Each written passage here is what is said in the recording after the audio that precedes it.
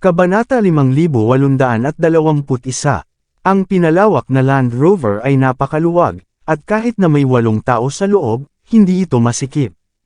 Dahan-dahan nang kumilos ang sasakyan pagkatapos na lahat ay makaupo ng maayos. Dinala ni Lennon ang isang laptop mula sa passenger seat at pinrotektahan ang mga dokumento sa screen ng sasakyan. Hindi magiging maayos ang daan patungo sa Inner Temple, lahat, sabi niya na may ngiti. Ayon sa aming impormasyon, hindi bababa sa 12 puwersa ang susubok na haadlang sa atin. Ngunit mayroon tayong mga tao mula sa 4 na malalaking tribo, ang Wolven Tribe, at ang 10 pinakamayamang pamilya, at iba pa. Sa inyong suporta, tiyak na uuwi ang mga bandido na walang dala. Nanigas si Rhodes. Hindi ko ba pinayagan na gamitin mo ang pangalan ko, Ginoong Lennon? Sino ang manggahas na labanan ka? Tumawa si Julie ng malamig. Ang laban sa aking junior ay nangangahulugang laban sa Cronan Temple. Tumingin si Lennon ng malalim kay Rhodes, pagkatapos ay inilipat ang kanyang tingin kay Julie. Mayroon kang hindi alam, Maiden Julie, young Master Rhodes, sabi niya, na may ngiti pa rin. Ang mga taong dumarating para sa mga beads ay hindi lamang mga ordinaryong magnanakaw mula sa hangganan. Ayon sa aking impormasyon, nagpadala na ng kanilang mga puwersa ang Amerika, ang island nations, at India dito. Hindi rin nila ito itinago. Maraming puwersa mula sa bansa, kasama ang outskirts, ang darating din para sa mga beads. Hindi alam ang kanilang mga layunin, at itinago nila ang kanilang tunay na pagkakakilanlan. Maaaring makatakot ang iyong pangalan sa mga hindi kanais-nais na tao, ngunit may mga handang gawin ang lahat ng kanilang makakaya upang makuha ang kanilang nais. Iyan ay dahil hindi nila alam kung gaano kalakas ang aking junior. Pinutol siya ni Julie.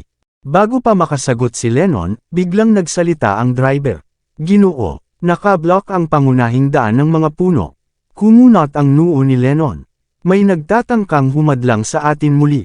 Kung gusto nating makarating sa Inner Temple sa oras, kailangan nating dumaan sa side lane. Nagtinginan ang lahat sa sasakyan. Tumawa ng malamig si Rhodes. Huwag kang maloko dito, Ginoong Lennon. Ang pinakamainam na gawin ay ang alisin ang mga puno at magpatuloy. Matapos lahat, tiyak na naghihintay ang mga tao sa atin na umatake sa sandaling magbago tayo ng direksyon. Dito, tiyak na hindi nila tayo mahahawakan. Ngunit dapat pa rin tayong lumayo, para sa anumang posibleng panganib. Nag-isip si Lennon tungkol sa sitwasyon sa loob ng ilang sandali, pagkatapos ay tumingin kay Harvey. Ano sa tingin mo? Agad na tumawa si Rhodes. Nakagawa na ng desisyon si Rhodes, Ginoong Lennon, sabi ni Julie, na may paghamak sa kanyang mukha. Bakit ka pa magtatanong sa isang inaalaga ang tao na tulad niya? Ano ang ibig sabihin nito? Walang sinabi si Lennon, at patuloy na tumingin kay Harvey. Nagtataka si Mandy. Alam ba ni Ginoong Lennon siya? Samantala, si Harvey ay nakatingin sa labas ng bintana. Sa tingin ko dapat tayong magbago ng direksyon, nagsimula siya. Bumaling si Julie kay Harvey, ang kanyang ekspresyon ay malamig. Magbabago ng direksyon sa isang side lane. Gusto mo bang mamatay ang lahat? Mayroon ka bang sentido komun? Maliwanag na ang kaaway ay ginagawa ito upang pilitin tayong magbago ng direksyon. Ang pagpunta sa isang side lane ay nangangahulugang ibinibigay natin ang ating sarili. At gayunpaman, gusto mo pa ring ipabago kay Ginoong Lennon ang kurso. Ano ang iniisip mo? Tiningnan ni Rhodes si Harvey na parabang tinitingnan niya ang isang hangal. Nagtataka si Mandy, at alam niyang hindi bobo si Harvey, ngunit hindi niya nauunawaan kung bakit niya iminungkahi ang ganitong bagay. Kalmado si Harvey na nakatingin sa labas ng bintana. Kalokohan ng isang taong puno ng kayabangan ay nag-iisip ng ganitong bagay. Ano ang nagbigay sa iyo ng ideya na hindi kayang isipin ng iba ang conclusion? Ang kaaway ay naniniwala na hindi tayo magbabago ng direksyon. Iyon ang dahilan kung bakit kailangan nating gawin ang kabaligtaran. Sa ganitong paraan, malalaman natin kung ang kaaway ay nagbabalak na mag-ambush sa side lane o hindi. Kahit na mayroon, hindi ito magiging marami. Sa dami ng mga tao na mayroon tayo ngayon, higit pa sa sapat para makipaglaban. Karamihan sa mga kaaway ay maghihintay sa pangunahing daan. Ginalaw ni Harvey ang kanyang mga mata habang tinitingnan ang malayo, na para bang nakikita niya ang buong larawan. Kung kailangan pa rin nating harapin ang mga puno sa daan, maghihintay ang kaaway na magbaba tayo ng ating depensa bago agad silang aatake. Sa dalawang pagpipilian, mas mabuti ang una. Suck. Ipinakita ni Julie ang isang paghamak na ekspresyon. Akala mo ba makukumbansi mo si Ginoong Lennon na gawin ang sinasabi mo dahil magaling ka sa salita? Bakit siya gagawa ng ganoong bagay? Hindi siya hangal, alam mo ba? Siya. Bago matapos ni Julie ang kanyang mga salita, mabilis na inabot ni Lennon ang kanyang kamay at nagbigay ng utos. Magpadala ng balita. Pupunta tayo sa side lane. Ha! Kumurap ang mga mata ni Julie, na para bang sinampal siya sa mukha. Agad na nagdilim ang mukha ni Rhodes. Ginamit ng pamilya Surrey ang aking pangalan, at ngayon ay nakikinig sila kay Harvey. Paano sila manggahas na magpakita ng kawalang galang na ganoon? Ngunit dahil inutos na ni Lennon, hindi na magbabago ang desisyon ng convoy dahil sa kagustuhan ni Rhodes. Mukhang medyo nagalit si Rhodes dahil dito. Ginoong Lennon, ikaw, vroom. 5 SUVs ang lumitaw mula sa magkabilang panig ng pangunahing daan. Ang mga lalaki sa camouflage uniforms ay tumalon, at nagpaplano na alisin ang mga puno. Maliwanag, gusto ng mga taong ito na mapagod si Harvey at ang iba pa, ngunit mabilis na nadiskubre ang kanilang plano. Wala silang magawa kundi kumilos kaagad. Gayunpaman, medyo nahuli pa rin sila, at mabilis nang nakarating ang convoy ng pamilya Surrey sa side lane. Tumawa si Lennon bago itinaas ang kanyang hinlalaki kay Harvey. Habang nasa daan, bumabagal ang convoy, at maraming tao at drone ang ipinadala upang suriin ang paligid. Ligtas at maayos ang daan, kahit na may panganib, kaunti lamang ang magiging hadlang sa kabuuan. Nagmukhang nakasimangot si Rhodes nang walang nangyari pagkatapos ng mahabang sandali. Nakarating ang convoy sa Mandrake Residence. Ito ay itinuturing na teritoryo ng Inner Temple. Ayon sa plano, magpapahinga ang mga Surrey dito sandali bago pumunta sa Inner Temple. Bomb-ontong hininga ng ginhawa ang pamilya Surrey at ang mga gwardya. Maliwanag na makakaligtas na sila mula sa panganib pagkatapos makarating sa puntong ito. Pagkatapos ng lahat, teritoryo ito ng Inner Temple. Ang pagnanakaw ng eye beads dito ay nangangahulugang kawalang galang sa sekta. Nasa isip ni Lennon na ilabas ang lahat mula sa sasakyan upang makapagpahinga. Sa sandaling iyon, narinig ang malalakas na tunog ng mga makina at propeller sa itaas ng kanilang mga ulo. Likas na lumingon sina Harvey at ang iba pa sa sunroof at nakita ang 8 armadong helicopter. Bumukas ang mga pinto ng helicopter, at lumitaw ang mga nakamaskarang tao na nakasuot ng camouflage uniform. Hawak nila ang mga custom smoke bomb, na nakatitig sa ilalim. Siyempre, hindi magdadala ang kaaway ng mabibigat na sandata upang makipaglaban. Batay sa lakas ng apoy ng mga armadong helicopter, kayang sakupin ang buong paligid ng mga bala ng walang kahirap-hirap. Pakilyusan ang lahat na magsuot ng kanilang mga mask, Ginoong Lennon. Agad na bumaba ang mga kaaway mula sa helicopter at itinapon ang kanilang mga smoke grenade, handang basagin ang mga salamin ng mga sasakyan sa ibaba. Nagbago ang ekspresyon ni Harvey, sinipa niya ang pinto, itinulak si Lennon palabas ng sasakyan, at niyakap si Mandy sa baywang bago sila gamulong palabas. Nakaalis si Rhodes sa kanyang katinuan at nagmadaling tumalon mula sa sasakyan kasama si Julie. Bam! Isang smoke grenade ang bumasag sa isa sa mga bintana ng sasakyan. Napuno ang loob ng kadiliman. Nagsikap ang driver na makalabas sa loob ng ilang sandali bago nawalan ng ulirat, at hindi siya nakapag-react ng mabilis sa sitwasyon. Bam! Bam! Bam! Ang mga bintana ng ibang mga sasakyan ay nabasag, na nagbigay daan sa mga pasahero na makatalon ng ligtas. Ang mga hindi tumalon ay mawawalan ng buhay. Swoosh, swoosh, swoosh. Sa oras na iyon, ang mga kaaway mula sa mga helicopter ay nagpalipad ng darts, shurikens, mga palaso, at iba pang mga projectile sa sandaling lumapag sila. Maraming gwardya ang bumagsak sa lupa, at hindi nagkaroon ng pagkakataong makapag-react. Ninjas, sigaw ni Harvey, at ang kanyang mga mata ay malamig. Naharap na ang pamilya Takashima, dahil napinsala na si Tekai. Hindi inisip ni Harvey na ang mga Islanders ang mauunang kumilos. Mukhang malakas pa rin ang kanilang kagustuhang durugan ang bansa H. Go! Lahat kayo! Nagmadaling nagbigay ng utos si Ernie sa mga gwardya ng Surrey at mga bihasang martial artist.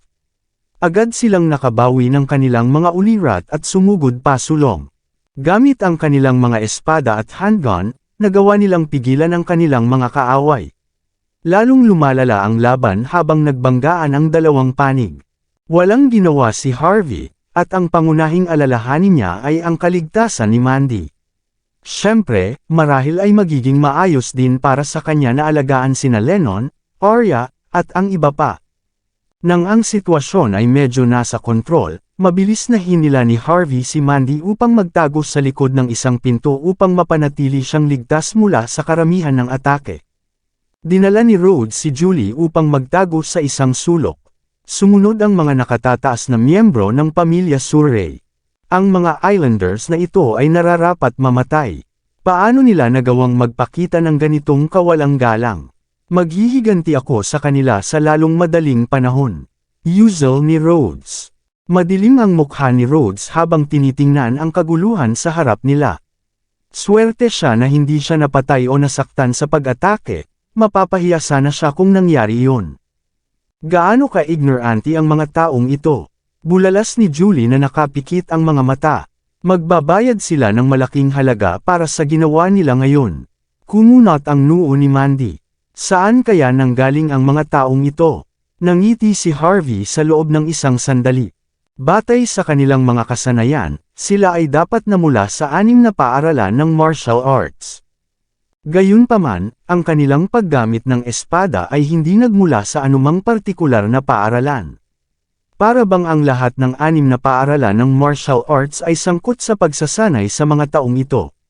Naalala ni Harvey si Tekai na ang estilo ng pakikipaglaban ng lalaking iyon ay tila medyo katulad ng mga kaaway sa kanilang paligid. Sa kanyang malawak na pundasyon, nagawa niyang lumikha ng kanyang sariling killer move. Hindi magagaya iyon ng mga ordinaryong ninja. Umismid si Rhodes matapos marinig ang mga salita ni Harvey. Tumigil ka sa pagkukunwaring alam mo ang kahit ano. Ang 6 na paaralan ng martial arts ay palaging magkahiwalay. Ang bawat isa sa mga paaralan ay naniniwala na mayroon silang pinakamahusay na paggamit ng espada, at sila ang tuktok ng kanilang bansa. Bakit may magiging responsable para sa lahat ng 6 na turo nila kung ganoon? Iniisip mo bang magkakaisa sila para sanayin ang kanilang mga disipulo? Nanood ka ng masyadong maraming pelikula. Tama, sinama ni Julie si Harvey ng tingin. Tumigil ka sa pagkukunwaring alam mo ang isang bagay. Dahil sa iyong mungkahi, inatake tayo ng mga Islanders dito. Sa puntong ito, may dahilan akong maghinalang traitor ka. Kinusot ni Harvey ang kanyang mga mata. Kung magsisinungaling ka ng ganyan, gamitin mo naman ang utak mo. Saan man tayo pumunta, matatapos din tayo sa Mandrake Residence. Hindi mo man lang maintindihan iyon, pero nandito ka at nagsasalita ng kalokohan. Iniisip mo bang lahat ay kasing bobo mo? Nanginginig sa galit si Julie. Kung patuloy kang magsasalita, papatay kita kay Rhodes. Kabanata 5825. Bam! Isang malakas na tunog ang narinig nang bumagsak ang isang tao sa lupa. Agad na nag-crack ang sahig, at ang mga bato ay lumipad sa lahat ng direksyon. Sigurado ang mga tao, kasama na si Lennon, na ang sinumang gumawa nito ay tiyak na magiging malubhang sugatan, ngunit hindi iyon ang nangyari. Matapos tumayo ng matatag, itinaas ng tao ang kanyang kamay kay Lennon. Sinasabi ko sa iyo ito ng isang beses, ibigay mo ang mga beds, o mamatay ka, sabi niya ng malakas. Ang kanyang nakakatakot na boses ay parang may kutsilyo na nakasaksak sa kanyang lalamunan, at nakakairite sa mga tainga. Sa wakas, tumingin ang lahat sa kanyang mukha. Isa siyang middle-aged na lalaki na hindi tiyak ang edad. Ang mga peklat ay nag-cross-dress sa kanyang buong mukha, at talagang napakapangit niya. Dahil sa kanyang magulo at mahabang buhok, ang kanyang mga mata at bibig lamang ang nakikita. Habang pinag-aaralan siya mula sa isang sulok, napansin ni Harvey na tila pamilyar ang lalaki, ngunit hindi niya maalala kung saan niya ito nakita. Naisip ni Lennon ng biglaan. Isang genetically enhanced Islander warrior. Sigaw niya, hindi ito tao, patayin siya. Agad na nagbago ang direksyon ng mga gwardya at hinila ang gatilyo sa mandirigma ng walang pag-aalinlangan. Ang mga bala ay kumalat sa pangkalahatang direksyon. Ang katawan ng mandirigma ay umikot sa isang napaka-critical na paraan, na iniiwasan ang bawat bala sa tamang oras. Pagkatapos ay lumakad siya pasulong bago sumugod sa kanila. Ang mga gwardya ay matapang na sumulong, ngunit agad silang tinanggal ng hindi nag-aaksaya ng effort. Genetically enhanced warriors. Nakaalis si Julie sa kanyang katinuan, at ang kanyang mga mata ay naging malamig. Paano mo nagawang pumasok sa aming sagradong lugar? Nararapat kang mamatay. Walang duda na may lakas ka para baliwalain ang pangalan ko. Isa ka lang sandata na marunong pumatay. Malamig na sigaw ni Rhodes. Maglakad ka pa ng isang hakbang at itatapon kita sa isang sampal. Nakatingin ang mandirigma kay Lennon, at dahan-dahan siyang umusad, na tila hindi siya nakikinig sa sinumang nagsasalita sa kanya. Bagaman mabagal, naiiwasan niya ang bawat bala at atake habang tinatanggal ang lahat ng gwardya na nasa kanyang daraanan, kasama ang mga bihasang martial artist mula sa iba't ibang tribo at pamilya. Sa harap ng mandirigma, sila ay ganap na hindi sapat. Si Ernie ay agad na nagdala ng kanyang pinaka-experienced na mga tauhan upang harapin ang mga ninja. Agad na nagdilim ang kanyang mukha, at itinuturo niya ang mandirigma. Ang mga malalakas na tauhan ay nagtinginan. Nilunok nila ang kanilang mga laway, at naglabas ng kanilang mga injection upang mag-iniksyon ng mga hindi kilalang likido sa kanilang sarili, habang ang iba ay nagsimulang umawit ng kanilang mga lihim na teknika. Agad na tumaas ang kanilang lakas ng labis, at bawat isa sa kanila ay sumugod pasulong, at naglalabas ng nakakatakot na aura. Bam! Hindi man lang pinansin ng mandirigma ang mga ito, at inikot ang likod ng kanyang palad. Ang mga tauhan ay agad na pinapalayas bago pa man sila makalapit. Matapos makita ang pamilyar na galaw na ito, lumiit ang mga mata ni Harvey. Hindi niya inisip na magiging posible, ngunit sa oras na ito, tila ganap na makatwiran. Sino ka? Kumaway si Lennon, senyales para kay Ernie at Arya na lumayo. Malungkot siyang tumingin sa dalubhasa. Dahil sa lakas mo matapos kang ma-genetically enhance, hindi ka na ordinaryong tao.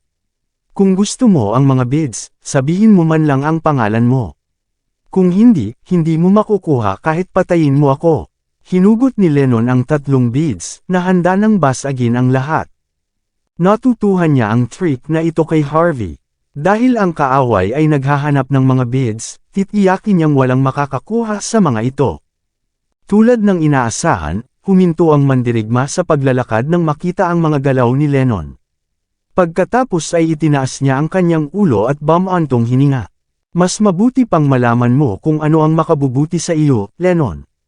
Ibigay mo ang mga beads, at palalayain ko ang lahat dito. Kung sisirain mo ang mga ito, titiyakin kong sisikmurahan ko ang lahat dito hanggang sa mamatay, at pagkatapos ay babasagin ko ang iyong mga buto para wala kang magawa kundi humingi ng pagkain. Titiyakin kong ang natitirang bahagi ng iyong buhay ay magiging isang impyerno. Dahan-daang huminga ng malalim ang mandirigma, at isang hindi maipaliwanag na malupit at malamig na aura ang lumabas mula sa kanyang katawan. Wala akong pakialam kung sino ka, pero naisip mo ba ang mga kahihinatnan ng pagsasalita mo ng ganyan sa harap ko? Nag-cruise ng braso si Rhodes at lumabas, ang kanyang ekspresyon na malungkot. Ipinakita niya ang isang kalmado at kontroladong saloobin. Mukhang malakas ka, para bang walang makakahawak sa iyo, pero sa totoo lang, nag-aaksaya ka ng enerhiya sa bawat pag-iwas mo sa mga bala at pagpapaalis sa mga eksperto. Ikaw ay nasa 80% lamang ng iyong lakas sa iyong rurok. Pero dapat mong malaman, kahit na nasa rurok ka. Ako, si Rhodes Wright, ay nakatayo sa harap mo. Pinayagan kong gamitin ng mga survey ang aking pangalan. Nangako akong protektahan din sila. Lahat kayo ay nagmamayabang, nagdadala ng mga tropa ninyo ng ganito. Ano, masyado na ba akong naging maingat nitong mga nakaraang araw? Kaya ba naglakas loob na hamunin ako sa una? Lumakad ng isang hakbang si Rhodes. Isang malaking bitek ang nabuo sa lupa, at papalapit sa mandirigma, na pinigilan siya sa kanyang paglalakad. Tahimik na pinanood ni Harvey ang lahat.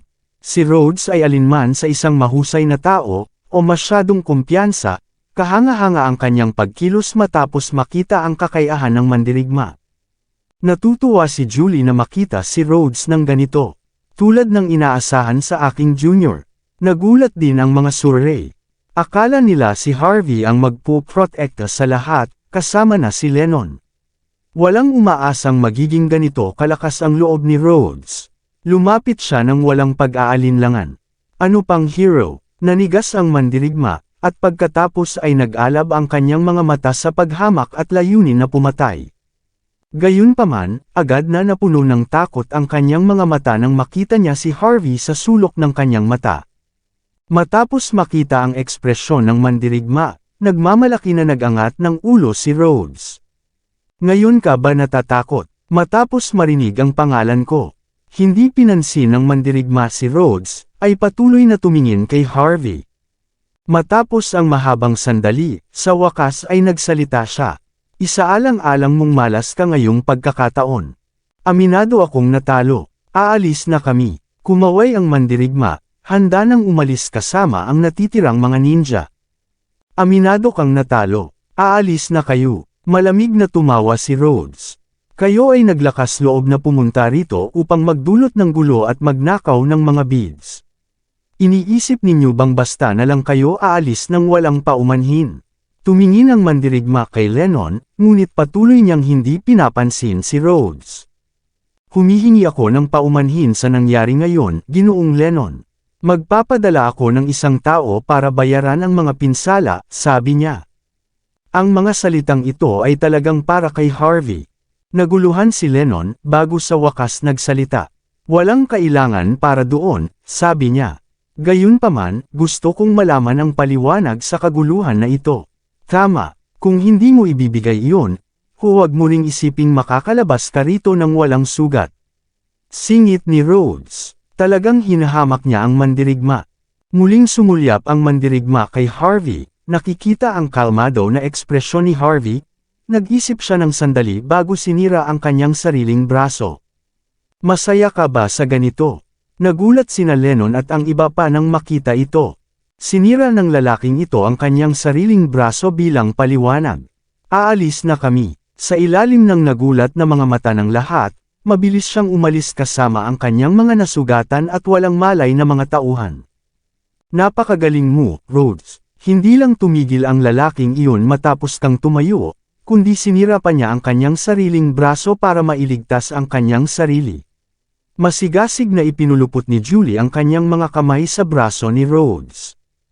Ipinagmamalaki ka ng Cronan Temple. Napakasakit ng sitwasyon. Nag-aalala si Julie na masangkot siya kung lumala ito. Gayunpaman, hindi niya inisip na ang mga malupit na Islanders ay aalis na talo nang tumayo si Rhodes sa pinakamahalagang sandali. Ang pinuno ay puno rin ng takot. Napakagaling nito. Nag-alinlangan si Julie, at nag-isip siya kung dapat ba niyang patuloy na tulungan si Rhodes na habulin si Mandy o hindi. Mas mahusay ang kanyang junior kaysa sa una niyang iniisip. Kung siya ay magiging opisyal na kasosyo, maaari silang makipagkompetensya para sa trono ng Inner Temple at Cronan Temple. Samantala, wala ni isang ideya si Lennon kung ano ang nangyari. Salamat sa iyo, young Master Rhodes, sabi niya, na para bang ang ginawa ni Rhodes ay epektibo. Nag-krus ng braso si Rhodes. Wala ito. Hindi lang ang mga masasamang ninja na iyon. Kahit ang 5 hari at ang 6 na paaralan ng martial arts ay wala nang magawa kundi iwasan ako. Ang mga duwag na iyon ay hindi na karapat-dapat banggitin. Tumingin ang mga survey kay Rhodes na puno ng paghanga. Kahit si Mandy ay kakaiba ang tingin sa kanya. Tama, Mandy. Paalalahanan mo ang iyong sinasabing bodyguard na magpasalamat na kay Young Master Rhodes. Naalala ni Julie ang isang bagay at tinamaan si Harvey ng tingin. Tumingin ka kay Young Master Rhodes, pagkatapos ay sa iyong bodyguard. Sobrang sama na nga na hindi kanya pinanatiling ligtas. Wala pa siyang lakas ng loob na humarap sa ating kaaway. Kung hindi dahil kay Young Master Rhodes, patay na siya ngayon. Wala na siyang pagkakataong protektahan ka.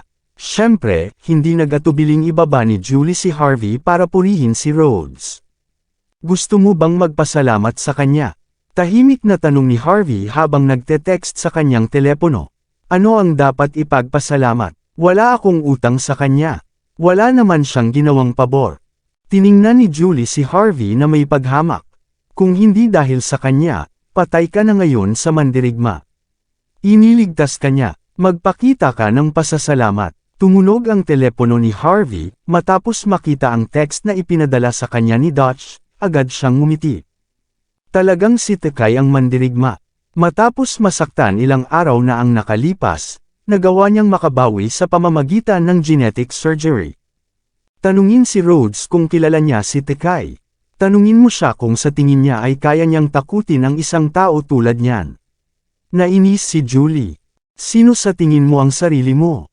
Ang genetically enhanced warrior ay si Tekay, sabi mo. Kahit na tama ka, kung hindi dahil sa aking junior, sa tingin mo ba ay kaya mong takutin ang isang tao tulad niyan? Ikaw, napaka-ignorante mo. Ngumiti si Harvey, at hindi na siya nag-abala pang ipaliwanag ang sitwasyon. Nagtigilan sina Lennon, Arya, at Ernie, at bigla nilang naunawaan ang lahat. Yung tao ay talagang si Tekay. Kung ganoon, natural lang na matakot siya. Kalimutan mo na, Julie. Walang dahilan para pag-usapan ito. Ang mga tao na marunong magpasalamat ay kakaunti at malalayo. Ang makipagtalo sa mga taong ganyan ay magpapababa lamang sa ating antas. Nilingon ni Rhodes si Julie upang aliwin siya. Siya at ako ay mula sa magkaibang mundo. Wala nang mahalaga kung humingi siya ng tawad o hindi. Maraming salamat sa lahat ng sumusubaybay. Please subscribe and follow my YouTube and Facebook channel, Filipino Novel. Maraming salamat po. Clack. Sa isang pansamantalang kampo ilang milya ang layo mula sa Mandrake Residence, ang mandirigma na nagtapik ng kanyang sariling braso ay walang anuman na muling ikinakabit ito bago mag-iniksyon ng isang bagay sa kanyang sarili. Nagsimula ang balat ng kanyang braso na umuugoy ng matindi bago ito naging normal muli. Hinawakan niya ang kanyang kamao at naramdaman ang hindi kapani-paniwalang lakas na umaagos sa kanyang braso. Maliwanag na walang kahulugan ang isang nabasag na braso para sa lalaking ito. Clap, clap, clap. Isang serye ng magaan na palekpak ang narinig. Isang figure ang lumabas mula sa gubat, at nakakruso ang mga braso. Dosenang iba pa ang sumunod sa kanya, ang kanilang mga ulo ay nakataas, at lahat sila ay mga bihasang martial artist. Ang lalaking namumuno sa grupo ay may hugis parihaban na mukha at tila may dignidad. Walang iba kundi si Stephen. Bahagyang ngumiti siya habang tinitingnan ng mandirigma sa kanyang harapan. Medyo iba ang pakiramdam nito kumpara sa napagkasunduan natin, Master Tekay. Tinulungan kita na makabawi at mapabuti ang iyong lakas, at ikaw ang kukuha ng mga beads para sa akin. Pareho na nating tinanggap ito. At gayon paman, natakot ka ng labis sa sandaling nakasalubong mo si Harvey. Hindi lamang ikaw umalis na may paumanhin, kundi sinira mo pa ang iyong sariling braso. Nakakadismaya, nanginginig ang braso ni Stephen, at ang mga beads sa kanyang kamay ay sumabog sa mga piraso. Ang mga eksperto sa likuran niya ay hindi naglakas loob na maglabas ng kahit isang hininga. Alam nilang ang mataas at makapangyarihang lalaking ito ay galit na galit. Huminga ng malalim si Tekay. Hindi ko sinisira ang aking pangako. Ayokong sirain ang 3 beads. Ibig mong sabihin ay pinaplano mong panuurin na maipadala ang mga beads sa Aner Temple. Malaki ang ambisyon mo. Tila pinaplano mong anihin ang mga gantimpala pagkatapos hamupa ang bagyo, ha? Ako'y isang lalaking may salita, Ginoong Stephen. Dahil nangako akong kunin ang mga beads para sa iyo, iyon mismo ang gagawin ko. Hindi maipapadala ang mga beads sa Inner Temple. Ipinapangako ko. Wala kang magiging problema mula rito, gayon din. Dahan-daang umikot si Stefan. Sana nga ay hindi mo sirain ang iyong pangako. Kung ang mga beads ay maipapadala sa Inner Temple, ang mga tao ay mag-aaklas laban sa sekta. Kapag nangyari iyon, wawasakin ko ang iyong buong pamilya. Dapat mong malaman na habang mahirap para sa Inner Temple na gawin iyon, hindi ito imposibleng mangyari. Tumango si Tekay. Matapos umalis si Stefan, mabilis niyang tinawagan ang isang numero sa kanyang telepono. Lumabas mula sa gubat si Nanako, na may pangit na ekspresyon. May kailangan ka ba? Tanong niya. Itinaas ni Tekay ang kanyang ulo sa langit, na nakangiti. Gusto ng mga taong ito na makipaglaban, hindi ba? Ayaw ni Stefan na maipadala ang mga beads sa Inner Temple. Gusto ng mga survey na makuha ng Inner Temple ang lahat ng init sa pamamagitan ng pagbibigay ng mga beads. Ito ay isang pagkakataon para sa island nations. Gusto kong magpatayan sila. Ang lugar na ito ay magiging tulay ng mga islander sa lalong madaling panahon. Kabanata 5830. Sa oras na iyon, sa tuktok ng isang bundok na malayo, ibinaba ni Salem ang kanyang teleskopyo. Mukha siyang nagulat. Kawili-wili. Tunay na kawili-wili. Hindi ko inisip na makikita ko ang isang genetically enhanced warrior sa mga paligid. Nagtataka ako kung aling financial group sa Amerika ang nagpasya ng wakas na makialam dito. Nagpadala si Salem ng ilang text na may nakalutang na munting ekspresyon sa kanyang mukha. Hindi ba't magandang bagay ito para sa atin, Salem? Tanong ni Conrad na may maliit na ngiti. Pagkatapos ng lahat, kami na mula sa Chinatown ay may magandang relasyon sa 8 financial group, kasama na si Master Henrik. Marahil ay magkakaroon pa tayo ng pagkakataong makipagtulungan. Tumingin si Salem kay Conrad. Masyadong malalim ang tubig dito. Hindi papayagan ng mga paligid na pagsamasamahin ang ganitong dami ng tao. Ang pangunahing misyon ni Master Henrik ay dalhin ang kanyang mga puwersa dito at gamitin ang lugar na ito bilang tulay. Sa ganitong paraan, makakapagkontrol siya sa hilagang kanlurang bahagi ng bansa. Magagalit siya kung ang mga financial group ay makialam. Pumunta si Conrad sa malalim na pag-iisip. Ano ang gagawin natin ngayon? Malumanay na tumawa si Salem. Patuloy tayong manunood, at titingnan kung makakakuha tayo ng pagkakataong kumilos. Kahit na hindi tayo makakilos, malalaman natin kung gaano kalakas si Harvey York. Batay sa kasalukuyang sitwasyon, si Rhodes ang pinakamakapangyarihan sa grupo. Dahil kahit ang genetically enhanced warrior ay natatakot sa kanya, tiyak na siya ay kahanga-hanga. Kumunot ang noo ni Conrad. Siya ay isang inapo lamang ng pamilya Wright. Hindi siya si Emery. Bakit tayo dapat matakot sa kanya? Sumulyap si Salem kay Conrad. Magpalat tayo ng lugar. Hindi pa nagsimula ang malaking palabas. Ang eksenang iyon ay appetizer lamang. Isang oras ang lumipas, sa ilalim ng tuktok ng Eden Mountain. Makapal na ulap ang bumabalot sa buong langit, at napakainit ng panahon, ngunit para bang malapit na itong umulan. Dumating sina Harvey at ang iba pa mula sa Mandrake Residence, at binalans ang oras. Ang Inner Temple ay nasa gitna ng Eden Mountain, at ganap na nakatago mula sa mata ng tao. Matapos umakyat sa bundok ng wala pang 1 milya, natagpuan nila ang guest hall. Makakamit na ang kanilang layunin sa sandaling maipadala ang mga beads doon. Ang dalawang gilid ng Eden Mountain ay pinalamutian ng dilaw, maroon, at navy na tela. Ang mga telang lumilipad sa hangin ay kumakatawan sa pinakamataas na respeto ng sekta. Bukod dito, iba't ibang simbolo ang inukit sa mga puno na tumutubo sa paligid ng bundok. Ang lahat ng ginagawa ng Inner Temple ay nagpapahayag kung gaano kahalaga ang mga beads na ipinapadala dito. Hindi lamang maganda ang kapaligiran, kundi ang lugar ay pinalamutian din ng napakaganda. Gayunpaman, walang ipinadalang monghe ang Inner Temple upang panatilihing ligtas ang paligid. Kahit ang alamat na Great Wall ay nagbabasa ng kanyang mga aral sa guest hall upang maipakita ang mga bid sa tamang oras. Ito ay pinakamataas na antas ng respeto. Ang seguridad sa pasukan ng Eden Mountain, mula sa guest hall, ay inihanda ng mga Surrey. Nakuha nila ang Wolven Tribe, ang 4 na dakilang tribo, ang nangungunang 10 pamilya, at iba pang puwersa upang ipwesto sa paligid ng mga gilid. Kahit isang langaw ay hindi makakalusot.